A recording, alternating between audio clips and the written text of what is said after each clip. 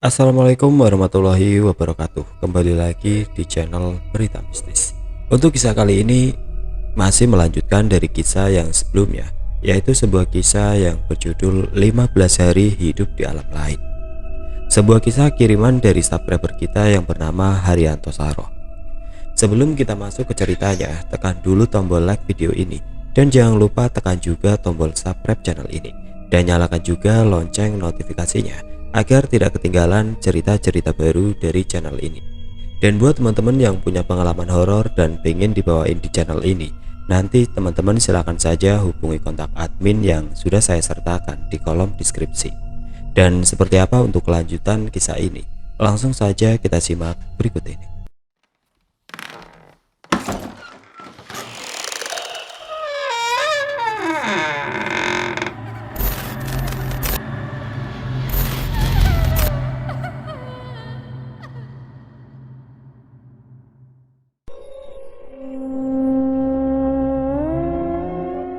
Dalam tidur aku memimpikan Aldi sedang terlihat di dalam sebuah tenda sembari mengguncang-guncangkan badanku, berusaha membangunkanku.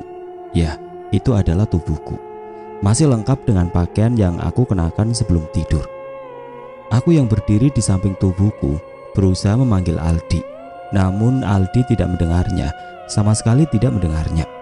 Aku coba menyentuh tubuhnya, tapi tidak bisa. Tanganku seolah menembusnya. Aku kenapa? Apa aku sudah mati? Aku mulai panik. Beribu pertanyaan bersarang di kepalaku. Setelah semua usahaku sia-sia, aku hanya bisa terkulai lemas. Aku menangis sesekukan di samping tubuhku. Tiba-tiba aku seperti terhisap sesuatu. Pandanganku berputar, lalu gelap. Aku terbangun lagi saat sebuah tangan mengelus pipiku. "Nah, bangun, makan dulu. Ibu udah siapin makanan," ucap suara tersebut. Aku bangun lalu terduduk, mengerjapkan mata. Aku lihat di sampingku, ibu atau lebih tepatnya ibu dari Arif sudah terduduk sembari mengelus-ngelus rambutku. "Bangun, mandi dulu, terus makan. Ibu sama Arif tungguin di belakang ya," sambungnya kemudian beranjak meninggalkanku.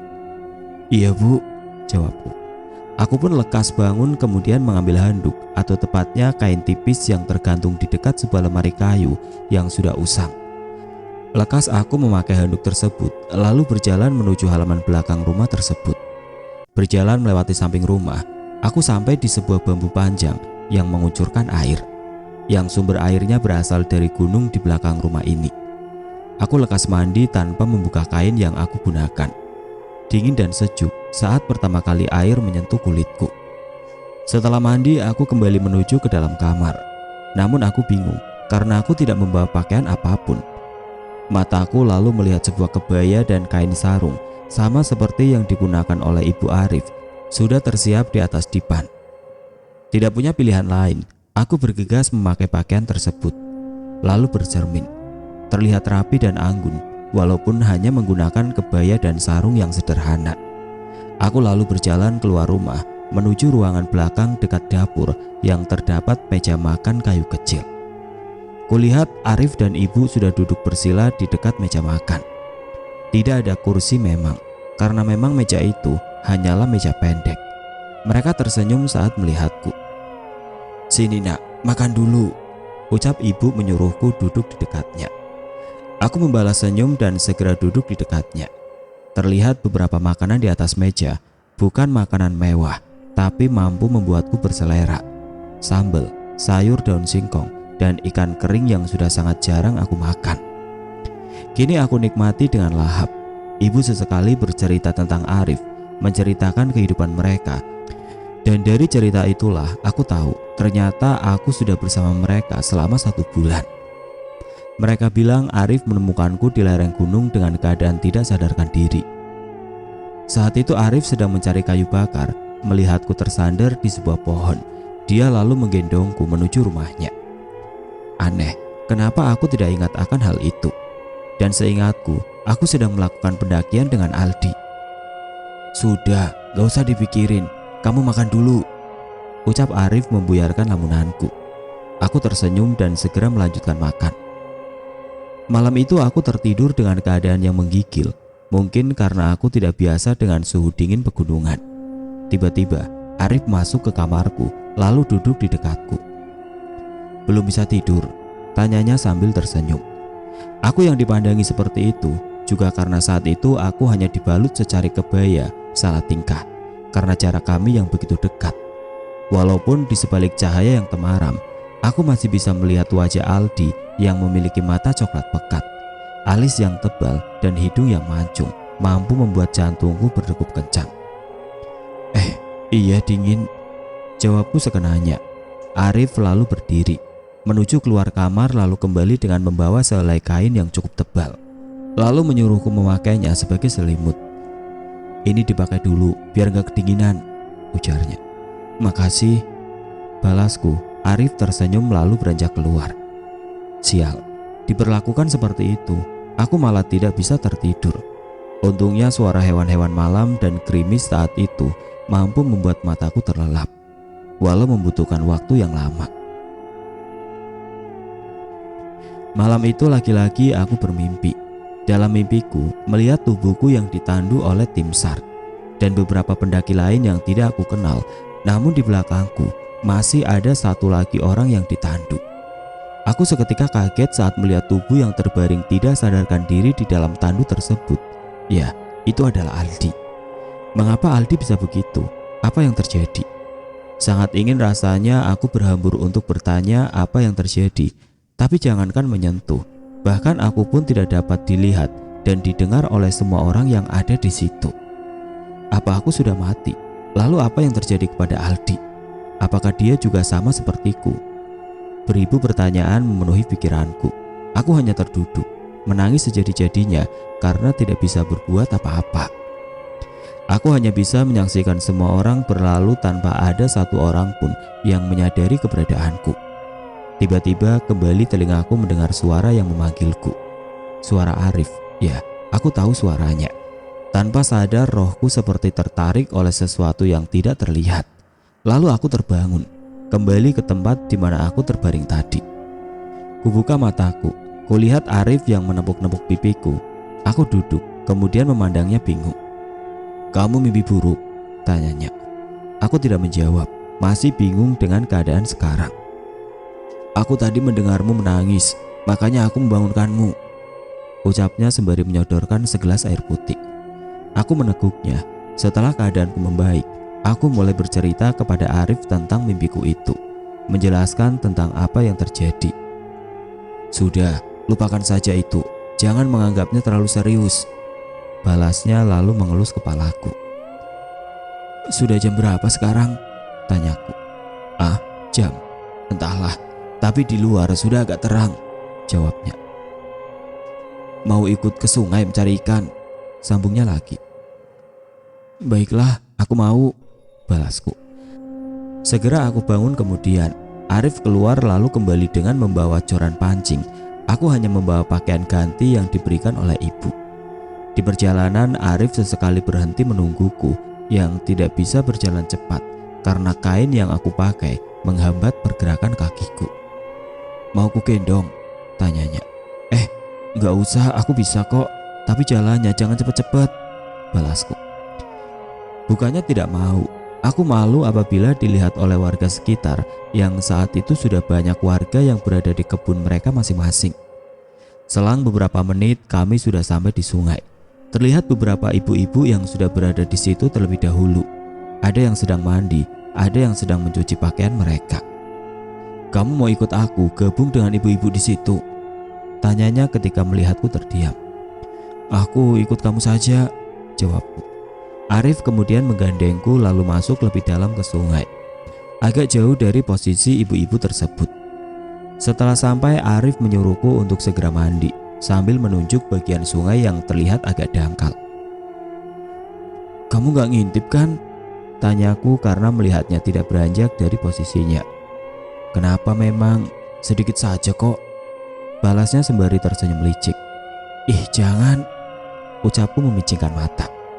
"Kan kamu mandinya gak lepas kain itu, pakai saja," katanya lagi sambil tertawa. Iya ya," ucapku. Aku pun perlahan turun ke sungai yang airnya sangat dingin, namun terasa sejuk. Arif hanya memandangiku sembari tersenyum, kemudian bergeser mencari tempat untuk memancing. Mengeluarkan cacing dari tempat bambu yang ia bawa, aku pun fokus untuk membersihkan badanku. Walau hanya menggunakan air sungai sudah cukup, Arif memanggilku untuk segera naik. "Naiki, ini udah cukup," ucapnya sembari melambaikan tangan. Aku segera bergegas untuk naik, padahal aku masih ingin berendam karena membuatku nyaman. Kulihat Arif sudah menenteng beberapa ekor ikan yang lumayan besar. "Wah, dapat banyak," ucapku sumringah. "Iya, buat makan pagi bentar. Tahu masak nggak?" ujarnya dengan wajah seakan meragukanku. Ntar aku yang masak ya, jangan dimakan," balasku sewot. Iya, buktiin," ucapnya lagi. Lalu berlalu sambil tertawa, aku mengikutinya dari belakang. Sesampainya di rumah, aku langsung bergegas ganti baju, lalu berjalan ke dapur untuk memasak ikan yang didapat Arif. "Bu, biar aku saja yang memasak," ucapku kepada ibu yang sedang memasak nasi. Kulihat Arif tertawa melihat sikapku yang tidak terima dikatainya tadi. Segera aku mengeluarkan jurusku, meracik masakan dengan bumbu seadanya. Dengan perjuangan yang cukup gigih, akhirnya semua masakanku jadi. Aku lalu menyuruh ibu dan Arif untuk duduk di meja makan, biar aku yang menyiapkan semuanya. Saat semua sudah tertata di atas meja, aku menyuruh mereka untuk mencicipi masakanku. Dengan hati berdebar, aku menunggu respon mereka. Walaupun aku yakin masakanku pasti enak. Kulihat ibu mangguk-mangguk lalu memberikan jempol sembari tersenyum. Arif malah memasang wajah datar. "Kenapa? Gak enak?" tanyaku memastikan. Dia hanya menggumam sembari mengunyah makanan di mulutnya. Jawab paksaku. Gumamnya lagi. "Enak gak Arif? Jawab bikin penasaran saja," ujarku sewot karena penasaran dengan responnya. "Arif, Dewi, jangan dimain-mainin kayak gitu," ucap ibu menasihati anaknya tersebut. "Saking enaknya aku sampai gak bisa bilang apa-apa," ujar Arif sembari tersenyum. Aku membalas senyumnya lalu beranjak duduk untuk ikut bergabung dengan mereka. Sembari makan, aku tidak henti-hentinya memuji masakanku sendiri. Sampai-sampai aku tersedak dibuatnya. "Nih, diminum dulu, jangan ngomong kalau lagi makan," ucap Arif sembari menyodorkan air minum. Lekas aku mengambil lalu meneguk air minum tersebut sampai habis. Setelah makan, ibu menyuruhku untuk duduk dengannya di ruang depan. "Ada apa, Bu?" tanyaku setelah duduk di kursi kayu dekatnya. "Dewi, ibu mau bilang sesuatu," ujarnya. "Iya Bu, bilang saja, Dewi dengerin kok," balasku. "Pertama, ini demi kebaikan kamu dan Arif. Daripada kalian begini terus tanpa ada ikatan yang mengikat kalian, lebih baik kalian menikah saja," ujar ibu dengan tatapan serius. Aku menelan ludah, tidak tahu harus menjawab apa. Namun kuakui aku sudah mulai punya perasaan kepada Arif karena sikap baiknya kepadaku. Lalu Arif keluar dari kamarnya, memakai sarung dan baju yang entah dari mana dia dapat. Baju kemeja bercorak batik berwarna biru muda, makin menambah kegagahan yang ia miliki. Dia lalu duduk di dekatku, ikut bergabung menyimak. "Ibu juga sudah tanya Arif, katanya dia setuju-setuju saja. Lagian ibu juga sudah tua. Ada baiknya ada yang mengurus Arif, menggantikan ibu," ujar ibu menyampaikan isi hatinya. Aku tersentuh. Ya, benar. Mereka hanya hidup berdua. Arif yang selalu menjaga ibu dan begitupun sebaliknya. Namun aku masih berasa berat untuk menerima ini karena aku merasa ada sesuatu yang hilang dari diriku. "Maaf Bu, bukannya Dewi gak mau, tapi Dewi butuh waktu. Dewi janji akan memberikan jawabannya secepatnya," balasku tidak enak hati. Aku memegang tangan Arif. Kurasakan jemarinya yang dingin dan bergetar sembari menundukkan kepala, tidak mau menatap wajahku. Tanpa sekata-kata pun, aku lalu beranjak ke kamar. Tidak mau membahas hal ini terlalu jauh. Aku tertidur dalam keadaan hati yang runyam. Terlalu banyak misteri yang aku rasakan saat ini. Hari berlalu. Aku menjalani hidup bersama Arif dan ibu. Hubunganku dan dia pun sudah dekat, selayaknya keluarga. Sesekali ibu menanyakan perihal pernikahan kami, tapi aku selalu menjawab untuk menunggu. Perasaan suka dan nyaman pun semakin aku rasakan bersamanya, sampai-sampai aku lupa dengan Aldi. Ya, bahkan mimpi yang sering datang itu sudah tidak pernah aku alami lagi. Namun pada suatu hari, saat aku sedang menanam sayur di kebun ibu bersama Arif, telingaku mendengar suara yang memanggil-manggil namaku. Aku berhenti dari kegiatanku dan mencari sumber suara tersebut. Aku mengenali suara itu, Aldi. Ya, tidak salah lagi, itu suara Aldi. Namun di mana dia? Aku menatap jauh ke dalam hutan. Suara itu berasal dari sana. Apa Aldi ada di sana? Arif memegang tanganku saat aku ingin beranjak menuju hutan tersebut. "Kamu mau kemana, Dewi?" tanyanya. "Aku mendengar ada seseorang yang memanggil nama aku dari dalam sana," jawabku sembari menunjuk ke hutan tersebut. "Sudah, jangan didengarkan. Itu hanya imajinasimu saja. Di situ banyak binatang buas. Jangan sekali-sekali kau mendekati hutan itu," ujarnya lalu mengajakku pulang. Suara itu tidak berhenti. Bahkan sampai di rumah aku masih mendengarnya. Namun Arif selalu bilang untuk tidak menghiraukan suara tersebut. Tengah malam aku terbangun karena mendengar suara itu lagi. Aku mencoba tidur, tapi mataku sulit untuk dipejamkan. Bergegas aku beranjak dari tempat tidur menuju dapur untuk mengambil air minum. Di luar hujan, bahkan angin malam mampu menembus sisi dinding rumah yang terbuat dari papan itu. Suara itu makin dekat kurasa dari telingaku. "Dewi, Dewi, kamu di mana?" ujar suara tersebut. Karena penasaran, aku pun keluar dari rumah, berjalan menyusuri kegelapan kampung yang terasa sunyi, tidak menghiraukan rambut yang dibasahi tetesan air hujan dan dinginnya angin malam. Aku terus berjalan menuju sumber suara tersebut.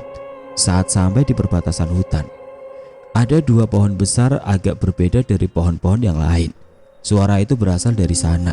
Aku berjalan berniat melewati dua pohon tersebut, namun aku tertahan. Seperti ada sesuatu yang menghalangiku, bagaikan tembok yang tidak bisa terlihat. "Aldi, aku di sini," jawabku ke suara tersebut. Beberapa saat hening, namun, "Dewi, itu kamu? Kamu di mana, Wi? Ini aku, Aldi," balas suara tersebut. "Aku di sini, Al. Kamu di mana?" ujarku lagi berusaha mencari jalan untuk melewati pohon tersebut. "Dewi, kamu jangan nyerah. Tunggu aku," balas suara tersebut. Tiba-tiba aku mendengar suara orang melangkah di belakangku. Tidak sempat menoleh, semua menjadi gelap. Aku tidak sadarkan diri lagi. Aku kemudian terbangun lagi di tempat tidurku saat pagi. Aku keluar melihat ibu yang sudah menyiapkan makanan. "Bu, Arif di mana?" tanyaku setelah duduk di dekatnya. "Arif ada urusan. Dia keluar sebentar. Paling sebentar lagi dia akan kembali," jawab ibu lalu menyuruhku makan. Selesai makan, aku kembali teringat akan kejadian tadi malam, di mana aku keluar rumah lalu pingsan di tengah hutan. "Bu, siapa yang mengantarku ke sini?" tanyaku kepada ibu saat kami berdua sedang mencuci baju di sungai. "Ah, ngantar kemana, Nak?" tanya balik ibu bingung. "Seingatku, aku tadi malam keluar rumah lalu pingsan di hutan dekat kebun," jawabku. "Enggak, Nak, mungkin kamu mimpi. Lagian tadi malam ibu bangun untuk minum, masih melihatmu terbaring di tempat tidur," jawabnya lagi. Bagaimana bisa? Apakah tadi malam aku bermimpi? Padahal aku ingat betul, tadi malam aku keluar dari rumah dan menuju hutan. "Sudah, Nak, lupakan saja. Itu mungkin mimpi buruk," ujarnya lagi sembari mengelus kepalaku. Aku mengiyakan walaupun masih memikirkan tentang hal tersebut. Sore tiba, Arif tidak kunjung pulang. Ibu terlihat khawatir beberapa kali bolak-balik menunggunya di depan pintu. "Bu, Arif kemana? Kok belum pulang-pulang?" tanyaku padanya yang saat itu berdiri di ambang pintu. Aku juga merasakan hal yang sama. Tidak bisa aku pungkiri, aku khawatir akan keadaan Arif. Tidak biasanya dia pergi sampai selama ini. Entah apa yang terjadi kepadanya. Beberapa saat kemudian, terlihat Arif berjalan dari kejauhan. Aku segera menghampirinya, tidak sengaja memeluknya karena saking khawatir dengan keadaannya. kamu dari mana saja? Aku sama ibu khawatir banget. Ucapku berada di pelukannya. Aku mendongak memperhatikan wajahnya. Kamu kenapa? Itu kenapa berdarah, Rif? Sambungku melihat wajahnya yang lebam dan bibirnya yang agak berdarah di bagian bawah. Aku gak apa-apa kok. Jawabnya memaksakan memasang senyum kepadaku, lalu menggandeng tanganku menuju rumah. Ibu terlihat senang saat melihat Arif kembali. Namun ekspresinya berubah saat melihat wajah Arif yang babak belur, bak habis berkelahi atau dipukuli. Aku bergegas ke belakang untuk menyiapkan makanan untuknya, lalu memanggilnya untuk makan malam. Aku terbangun saat samar-samar mendengar suara orang mengobrol di ruang depan. Aku ingin beranjak bangun, memperhatikan dengan seksama suara tersebut. Suara ibu dan Arif. Apa yang mereka obrolkan di jam tengah malam seperti ini? Aku pasang baik-baik pendengaranku. Iya bu, kita harus membawa Dewi pergi dari sini. Aku takut temannya tersebut datang untuk mengambil Dewi, ucap Arif. Aku tambah penasaran mendengar percakapan itu. Aku lalu beranjak, kemudian berjalan perlahan ke dekat pintu untuk mengintip pembicaraan mereka. Terlihat Arif dan ibu yang terduduk di ruang depan. Lalu kenapa wajahmu bisa seperti itu, nak? Tanya ibu kepada Arif. Aku tadinya berniat masuk ke hutan untuk membunuh teman Dewi tersebut. Namun ada sesuatu yang menjaganya, bu. Aku bahkan tidak bisa menyentuhnya, jawab Arif sambil meringis kesakitan. Kenapa, nak? Jangan sampai dia tahu keberadaan kita. Keinginanmu untuk memiliki Dewi akan terhalangi, ujar ibu. Kemudian membersihkan bekas darah di bibir Arif. Aku tercengang, hanya bisa berdiri dengan keadaan amarah yang tidak terbendung. Ingin rasanya aku bertanya kepada mereka apa sebenarnya yang terjadi. Kenapa mereka membohongiku? Dan siapa teman yang dimaksud oleh Arif? Apakah itu Aldi? Dadaku naik turun, menahan rasa sesak di dalam hatiku. Apakah semua yang dikatakan oleh ibu dan Arif selama ini bohong? Kenapa mereka melakukan itu? Tenang, nak, ibu akan membantu meminta bantuan kepada raja, ujar ibu mengelus kepala Arif. Jangan, bu, aku tidak mau kau akan dijadikan budak nanti. Biar aku yang berusaha dan mencari cara untuk masalah ini. Ibu tidur saja, balas Arif mencium tangan ibunya tersebut. Aku beranjak untuk kembali pura-pura tidur, karena melihat mereka berdua beranjak dari posisinya. Otakku malam itu dipenuhi pertanyaan yang bersarang. Siapa sebenarnya ibu dan Arif? Dan siapa yang mereka maksud? Aku hanya bisa memendam pertanyaan ini, tidak mampu mengutarakannya di depan mereka. Esoknya aku bangun kemudian beranjak ke ruang depan. Terlihat Arif dan ibu yang sudah bersiap-siap dengan membawa buntalan besar, memasukkan semua pakaian dan barang-barang mereka. Arif tersenyum saat melihatku, lalu menyuruhku mengemasi barang dan pakaianku. Emang kita mau kemana? Tanyaku bingung. Kita akan pindah ke keluarga ibu di kampung sana, jawab Arif. Masih malas bertanya, aku pun menurutinya, masuk ke kamar untuk mengemasi barang dan pakaianku. Setelah semuanya siap, kami pun pergi, meninggalkan rumah yang selama ini aku dan mereka tinggali. Cukup berat rasanya kami berjalan menyusuri lahan warga, serta sawah dan kebun yang terhampar luas. Biar aku yang bawa, ujar Arif lalu meraih buntelan yang aku bawa. Padahal itu beratnya tidak seberapa.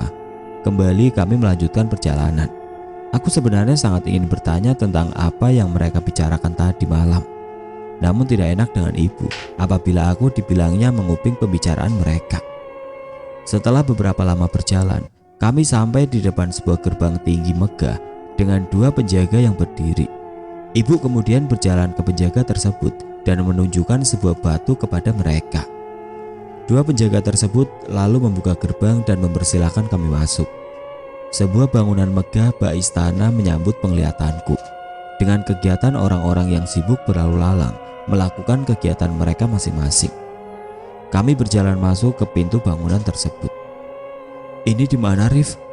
Tanyaku masih tidak berhenti melihat sekelilingku. Ini istana Rajawi. Dulunya ayahku bekerja di sini sebagai penasihat raja. Namun setelah ayah meninggal, ibu lebih memilih untuk hidup jauh dari kerajaan. Padahal sebenarnya kami sebagai keluarga memiliki hak tinggal di sini, cerita Arif. Melewati beberapa ruangan dan lorong, kami sampai di sebuah ruangan yang sangat luas. Terlihat seseorang yang berwibawa duduk di atas sebuah singgasana yang megah.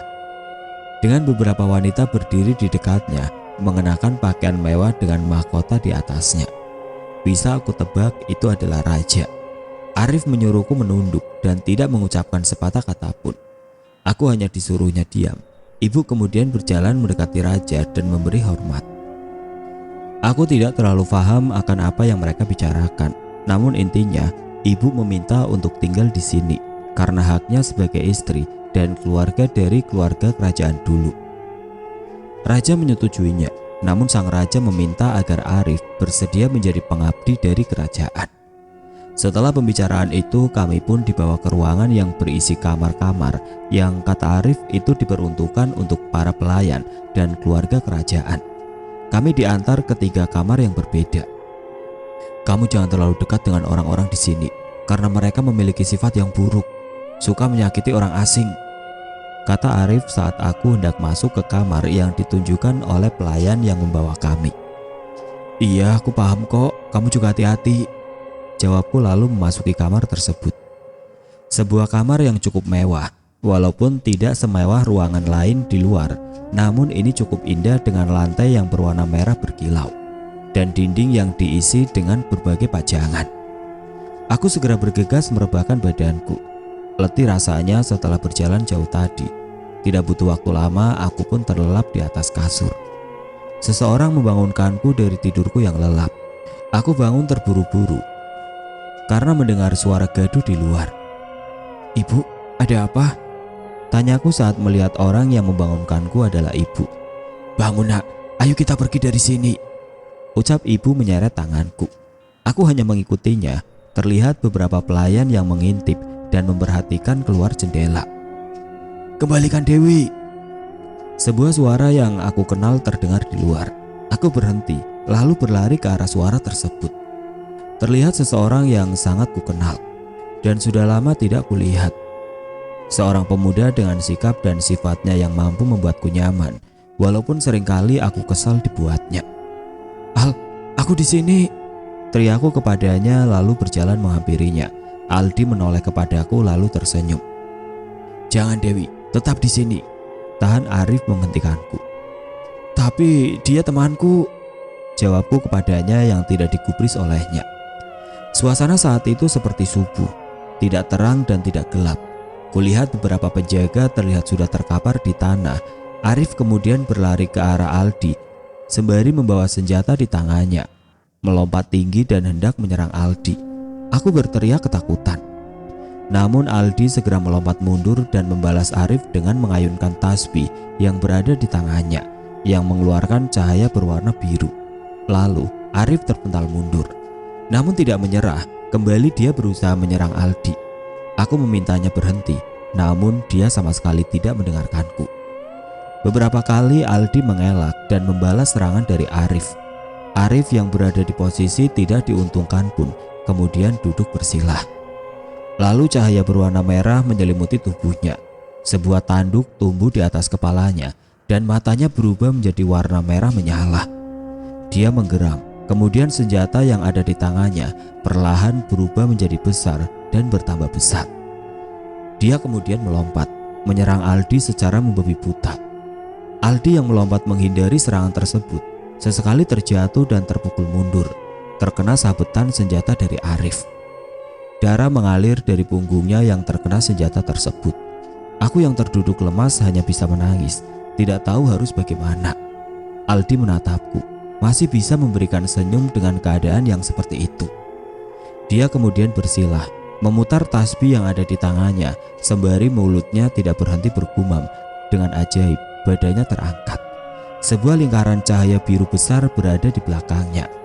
Arif yang melihat itu mundur, lalu cahaya biru itu mengeluarkan segumpal cahaya bulat yang mengeluarkan aura dingin.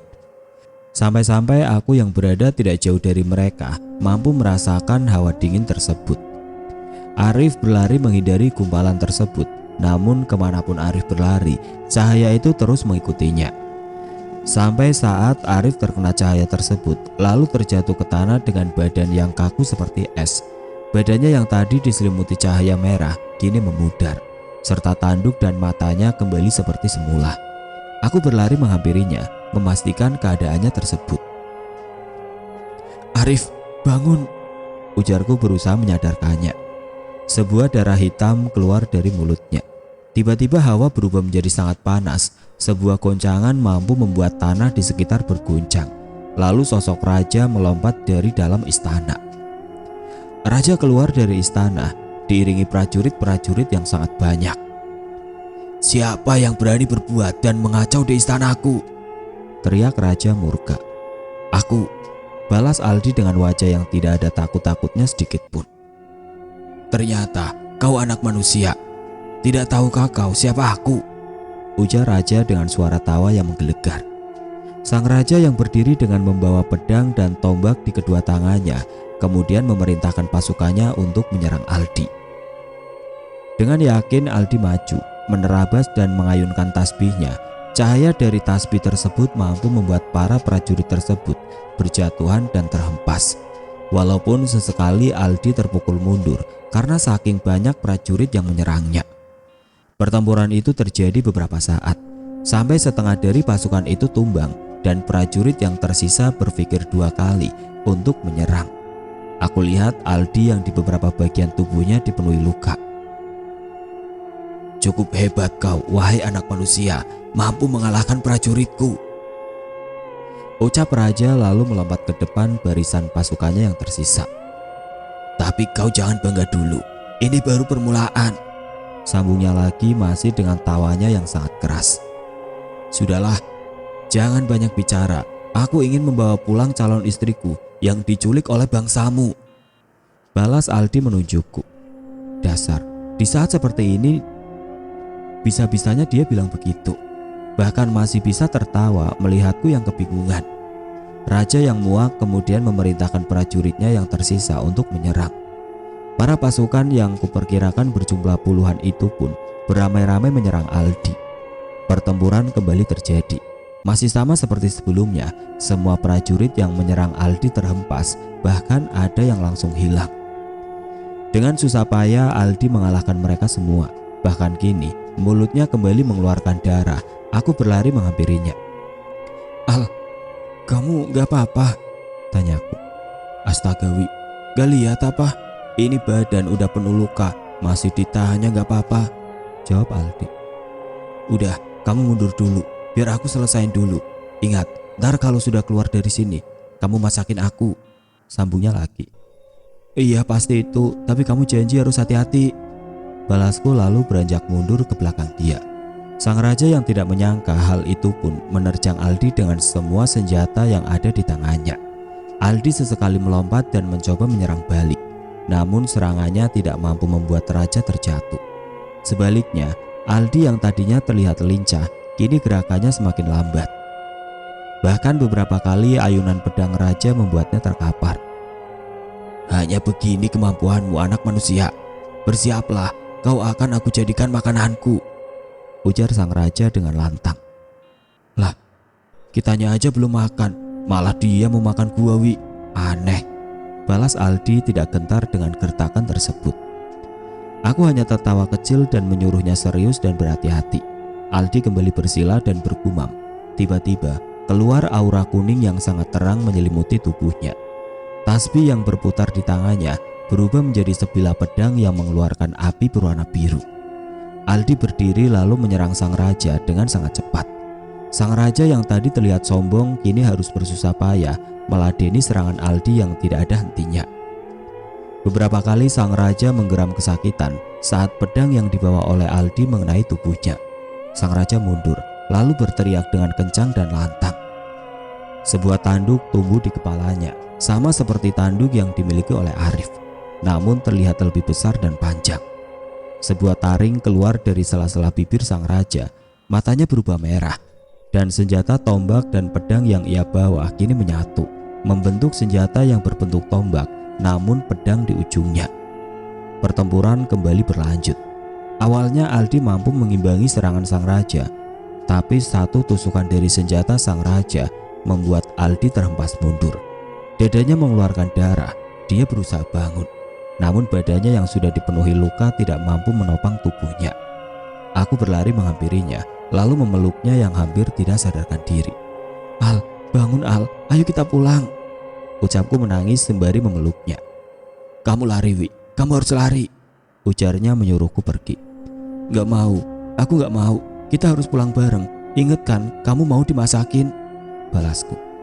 "Jangan peduliin aku, kamu harus lari sekarang," perintahnya dengan darah yang mengalir di mulutnya. Aku hanya bisa menangis, tidak bisa meninggalkan Aldi yang keadaannya seperti ini. Namun tiba-tiba terdengar suara seperti langkah kaki kuda yang sangat banyak. Aku dan Aldi mencari sumber suara tersebut. Dari gerbang terlihat pasukan berkuda putih yang memasuki istana, dipimpin oleh seorang kakek berjanggut putih serta memakai sorban putih. Aldi bangun setelah melihat kakek tersebut. Kakek tersebut tersenyum saat melihatku dan Aldi. Dia kemudian memberi perintah kepada pasukannya untuk menyerang sang raja. "Dia sangat kuat, Kek," ujar Aldi. "Bukan dia yang kuat, namun hatimu masih terdapat keraguan. Kau harus ingat, jika kita melakukan sesuatu, harus mengawalinya dengan meminta kepada Allah. Jangan hanya mengandalkan sebuah benda yang kita sendiri pun tidak tahu apa kegunaan dari benda tersebut," nasihat sang kakek kepada Aldi. "Iya Kek, maaf, aku yang salah melakukan sesuatu tanpa memikirkannya terlebih dahulu, tanpa meminta persetujuan dari kakek," balas Aldi menundukkan kepala. "Kau tidak salah, niatmu sudah baik untuk menolong. Namun, ada baiknya kita memikirkan apa saja yang akan terjadi apabila kita melakukan itu," ujar sang kakek. Kemudian menyentuh kepala Aldi. Seketika luka yang tadi memenuhi tubuh Aldi langsung sembuh. Aku yang dari tadi tidak bisa berkata apa-apa, hanya bisa mendengarkan dan mengamati mereka berdua. Pandanganku teralih saat aku mendengar suara sang raja yang menggeram. Terlihat beberapa pasukan berkuda yang bersama kakek tadi mengangkat tubuh sang raja dengan cahaya biru yang terlihat seperti tali, melilit tubuh sang raja yang mencoba memberontak. Namun pada akhirnya semua usahanya sia-sia. Dia kemudian terkulai lemas dan jatuh ke tanah. "Kamu nak, ayo pulang, keluargamu pasti khawatir denganmu," ucap sang kakek kepadaku. "Iya Kek, bagaimana dengan Aldi?" tanyaku. "Sudah pulang Ki, jangan lupa siapin makanan yang enak ya," timpal Aldi sembari mengelus rambutku. Sang kakek hanya tersenyum. "Hubungan baik dengan sesama manusia tidaklah salah, namun jangan kau terjerat dengan hubungan yang bisa membawamu ke dalam kemaksiatan," kembali sang kakek menasihati Aldi. Sejenak aku menoleh ke posisi Arif berada. Terlihat ibu yang sedang menangis di dekat tubuh anaknya itu. Aku merasa bersalah, namun juga tidak bisa berbuat apa-apa. Sang kakek kemudian menyuruhku memejamkan mata. Lalu terasa tubuhku melayang bagaikan tersapu angin. Aku kembali membuka mata saat suara wanita yang sangat aku rindukan terdengar di telingaku. Sebuah ruangan yang bersih dengan aroma obat-obatan yang familiar dengan rumah sakit. Aku terbangun, merasakan sekujur tubuhku yang sangat dingin. Aku lihat mama menangis di dekatku. "Mah," panggilku dengan suara lirih. Mama mendongak lalu berhambur memelukku, masih dengan tangisannya. "Kamu sudah sadar nak? Ini kamu kan nak?" tanya mama. "Iya mah." "Aku di mana?" tanyaku balik, memperhatikan selang infus yang terpasang di tanganku. "Ini di rumah sakit nak," jawab mama. Lalu memanggil perawat di luar. Segera beberapa perawat masuk lalu memeriksa keadaanku. Tidak henti-hentinya mama menangis dan mengucapkan syukur atas sadarnya diriku, walaupun aku masih bingung dengan apa yang terjadi. "Aldi di mana mah?" tanyaku kepada mama saat kami berada di dalam mobil. "Aldi ada di rumahnya mungkin nak. Sudah, kamu istirahat dulu, jangan pikirkan hal-hal yang lain," jawab mama. "Ini, minum dulu," ujar ayah menyodorkan sebotol air minum kepadaku. Beberapa hari aku hanya berdiam diri di rumah. Ingin rasanya aku berkunjung ke rumah Aldi. Aku penasaran dengan keadaannya, apa yang terjadi padanya. Aku mendengar suara ketukan di pintu kamarku. Bergegas aku membuka pintu. Sebuah senyum menyambutku. "Aldi, dari mana aja kamu baru datang hari ini?" tanyaku kepada pemuda yang berdiri di depan pintu kamarku. Nggak disuruh masuk dulu? Tanyanya balik. Belum sempat menjawab, dia segera masuk lalu duduk di pinggir ranjangku. Aku mengikutinya dari belakang. Aku lapar nih, ujar Aldi saat aku sudah terduduk di dekatnya. Sejenak aku belum mengerti apa maksud Aldi. Namun beberapa saat kemudian, aku pun ingat akan janjiku untuk memasak makanan untuknya saat aku masih ada di alam mimpi. Entahlah, aku tidak tahu alam apa itu. Idih, masih inget lu ya? Jawabku. Ingat apa coba? Orang gue cuma bilang lapar doang kok. Balasnya tersenyum. Iya, tunggu. Jawabku lalu bergegas ke dapur untuk menyiapkan makanan yang sudah aku masak sebelumnya. Akhirnya semua pertanyaan yang sudah menumpuk di kepalaku kini sudah mempunyai jawaban. Dari cerita Mama dan Aldi bercerita saat itu dia ingin membangunkanku untuk makan saat kami masih di atas gunung. Namun aku tidak kunjung bangun. Aldi panik karena badanku yang dingin dan nafasku yang sangat lemah. Dia kemudian mencari bantuan ke pendaki lain. Perihal Aldi yang ditandu oleh tim SAR itu karena dia juga pingsan saat ingin turun. Lalu aku dibawa ke rumah sakit. Kata Mama, aku sudah tidak sadarkan diri selama 15 hari. Bahkan Mama dan dokter sudah hampir putus asa. Untungnya ada Aldi yang bersikeras dan menyemangati Mama bahwa aku akan baik-baik saja. Hingga akhirnya aku sadarkan diri. Aku selalu menanyakan perihal apa yang terjadi sebenarnya padaku kepada Aldi. Namun dia selalu bilang untuk gak usah tahu akan hal itu. Beberapa kali aku masih sering bermimpi didatangi oleh sosok hitam dan berbulu. Hanya terdiam memandangiku dari balik pohon. Sesekali perasaan rindu kepada Arif dan ibu datang. Walaupun bagiku itu hanyalah mimpi. Namun kenangan yang kami lewati bersama masih membekas di ingatanku. Bahkan hingga saat ini, beberapa bulan kemudian, Aldi datang berkunjung dan memberitahuku bahwa dia akan masuk ke pesantren. Salah satu pesantren yang cukup terkenal di Pulau Jawa. Sampai kini Aldi belum pernah pulang, tapi komunikasi kami tidak pernah putus.